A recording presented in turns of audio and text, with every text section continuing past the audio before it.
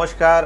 आज आपल्यासोबत आहेत दैनिक देशोन्नतीच्या ऑफिसमध्ये विधान परिषदेचे सदस्य तरुण तडफदार आमदार डॉक्टर परिणय फुके साहेब. नमस्कार फुके साहेब. नमस्कार. आज आपण ज्या माध्यमातून आता वर्धापन दिनाच्या माध्यमातून तुम्ही शुभेच्छा द्यायला आलेत, पण एक महत्त्वाचे एक दोन प्रश्न मला असे करायचे आहेत त्या निमित्ताने की मागील ज्या कालावधीपासून आपण जे काही आश्वासन मॅनिफेस्टोमध्ये केलेत आपल्या सरकारच्या मार्फत, आपल्या जिल्ह्याच्या मार्फत, किंवा या ठिकाणी जसं आता कर्जमाफीचा विषय होता, तर कर्जमाफीच्या विषयावर अजूनपर्यंत सरकारने पाहिजे त्या पद्धतीने प्रतिक्रिया दिलेली नाही. या संदर्भात आपलं काय म्हणणं आहे?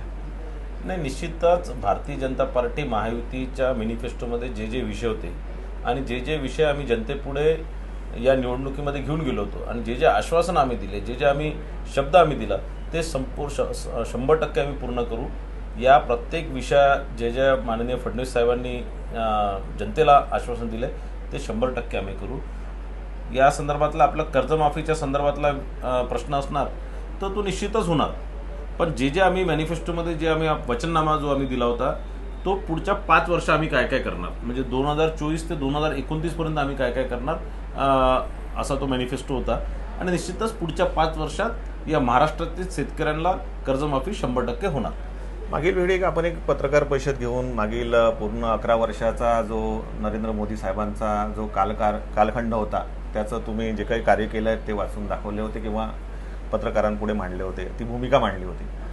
आता मला एक सांगा की भंडारा आणि गोंदिया जिल्ह्यामधून एक भरघोस पाठिंबा म्हणजे महाराष्ट्रामध्ये विधानसभेच्या निवडणुकीमध्ये देण्यात आला, पण भंडारा आणि गोंदिया जिल्ह्यामध्ये कुठल्याही मंत्रिमंडळामध्ये त्या ठिकाणातील व्यक्तींना समावेश झालेला नाही. तर या संदर्भामध्ये आपल्याला असं वाटत नाही की हे 2 जिल्हे आहेत, हे एकतर पूर्व क्षितिजावरचे आहेत आणि या ठिकाणी सुद्धा बऱ्याचशा कामाची गरज आहे आणि इथे ओळखणारा एखादा व्यक्ती असायला हवा.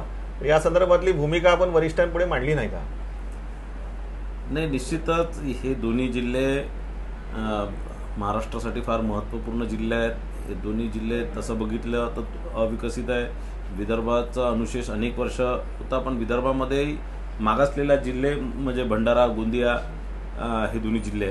निश्चितच इथे या दोन्ही जिल्ह्याला मंत्रिपद मिळालं पाहिजे होतं, पण काही कारणास्तव, काही पॉलिटिकल कंपल्शनमुळे असणार किंवा काही बाकी सगळ्या गोष्टींमुळे, कारण हे 3 पक्षाचं यावेळेस सरकार आलेलं आहे आणि प्रत्येक जिल्ह्याला याच्यात ॲडजस्ट करणं मला असं वाटतं थोडं यावेळेस कठीण झालं. पण पुढच्या वेळेस, पुढच्या 2-2.5 वर्षानंतर निश्चितच भंडारा गोंदिया जिल्ह्याला न्याय मिळणार हे मी आपल्याला आश्वस्त करतो. मला एक सांगा, आता भंडारा आणि गोंदिया जिल्ह्यामध्ये सहकारी संस्थांच्या निवडणुका, प्रमुख म्हणजे जिल्हा मध्यवर्ती बँक असेल, दुग्ध संघ असेल, याच्या निवडणुका घातलेल्या आहेत आणि झालेल्या आहेत. आता इथे अध्यक्षपदाची निवडणूक बाकी उर्वरित आहे दूध संघाची, पण आता येत्या कालावधीमध्ये जिल्हा मध्यवर्ती बँकेची निवडणूक आहे. तर आपल्याला काय वाटतं की ज्या ठिकाणी तुम्ही ज्या पद्धतीने आपली पॉलिसी वेगळी केली, म्हणजे खास करून BJP अशी वेगळी लढली नाही, म्हणजे BJPने आपली ताकद न दाखवता आपण राष्ट्रवादीसोबत बसलेत. तुम्हाला असं वाटत नाही का की मग आपल्या पक्षाची कुठेतरी याच्यामध्ये ताकद कमकुवत होत आहे किंवा आपण अधिक लोकांना याच्यामध्ये समावेश करू शकलो नाही? बघा, असं आहे की भारतीय जनता पार्टीसाठी सहकार क्षेत्र हे नवीन आहे. आतापर्यंत सहकार क्षेत्रामध्ये भारतीय जनता पार्टीचं फार त्याचं म्हणजे इन्व्हॉल्वमेंट नसायची किंवा आपण या निवडणुका पक्ष म्हणून नाही लढायचो. यावर्षी पहिल्यांदा आपण दोन्ही जिल्ह्यांमध्ये बँकेच्या निवडणुका असतील, दूध संघाच्या निवडणुका असतील, कृषी उत्पन्न बाजार समितीच्या निवडणुका असतील किंवा कॉपरेटिव्ह सेक्टरमधल्या, सहकार क्षेत्रामधल्या इतर कोणत्याही निवडणुका असतील, त्या सगळ्याच आपण लढतो आहे. आणि महाराष्ट्रामध्ये आपण महायुती म्हणून भारतीय जनता पार्टी, राष्ट्रवादी काँग्रेस पक्ष आणि शिवसेना, शिंदे गट हे आम्ही सोबत राज्यात सरकारमध्ये आहे. आणि म्हणून कुठेतरी ती जी महायुती आहे ती टिकवण्याकरता आम्ही या जिल्ह्यांमध्ये भंडारा आणि गोंदिया जिल्ह्यामध्ये तीच परंपरा पुढे नेऊन आम्ही त्या सगळे महायुती म्हणून आम्ही ही निवडणूक लढतोय. दुसरा एक महत्त्वाचा असा विषय होता की परिणय फुके हे असे व्यक्तिमत्व आहे, असं म्हटलं जातं की बाबा भंडारा आणि गोंदिया जिल्ह्यावर सध्या भाजपचं एक दमदार म्हणून एकमात्र व्यक्ती म्हणून त्यांचं नाव घेतलं जातं. कुठं आपल्याला अशी पण अडचण येतं का की काही लोक आपल्याला म्हणतात की आपण नागपूरहून आलेत किंवा काही झालं, तर तुम्ही आता मध्यंतरी तुमचा आता हल्ली मुक्काम कोणतं ते गाव आहे आपलं लाखनी, त्याचं कुठलं नगर आहे ते? आदर्श नगर. तर म्हणजे हिलटॉप सोडून तुम्ही आता स्थायिक झालेले कुठे? आदर्श नगरला. तर हे जे आहे म्हणजे भाजपमध्ये कुठे गटबाजी आहे का असं वाटतं का तुम्हाला? बिलकुल भाजपमध्ये गडबाजी नाही आहे. तुमच्या पहिल्या प्रश्नाचं उत्तर की मी एकमेव जिल्ह्यात भारतीय जनता पार्टीचा दमदार नेता आहे, हे चुकीचं आहे. माझ्यासारखे अनेक लोक, हजारो कार्यकर्ता इथे दिवसरात्र काम करतात. माझ्यासारखे अनेक नेते इथे दोन्ही जिल्ह्यांमध्ये काम करतात. आमचे दोन्ही जिल्हाध्यक्ष फार ताकदीचे आहेत.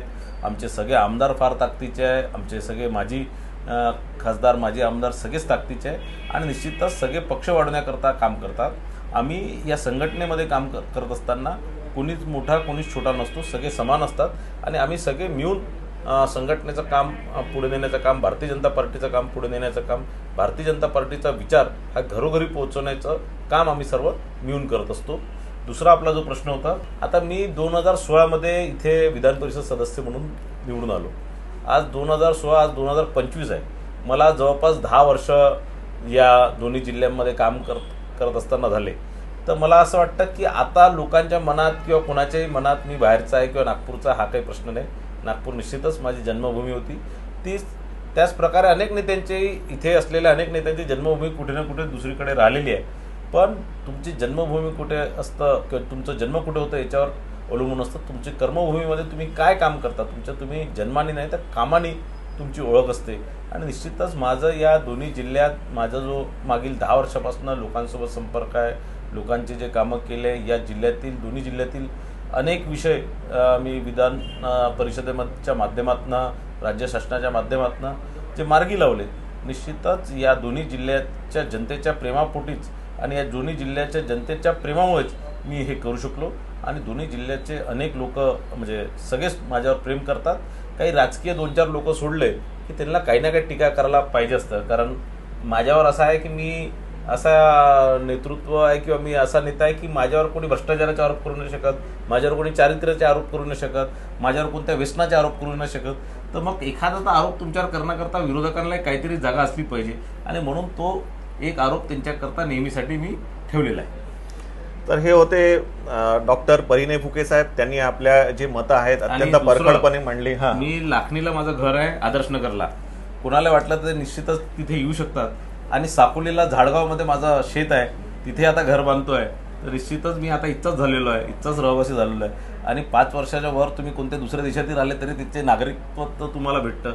मी 10 वर्ष झाली या दोन्ही जिल्ह्यात, तर आता मी 100% इथचाच नागरिक आहे. निश्चितच डॉक्टर साहेबांनी आपली भूमिका अत्यंत परखड आणि स्पष्टपणे मांडली. या भागातील प्रश्नांना त्यांनी कशा पद्धतीने वाट दिलेली आहे आणि म्हणजे नेहमी शेतकऱ्यांचे प्रश्न असतील किंवा शासन दरबारी जे काही विषय असतील या भागातले, तर ते सातत्याने मांडण्याचा प्रयत्न केला. आणि त्यांनी जी काही भूमिका मांडलेली आहे निश्चितच या माध्यमातून आपल्या प्रेक्षकांपर्यंत त्यांची भूमिका ही कळेल. धन्यवाद भाऊ, धन्यवाद, नमस्कार.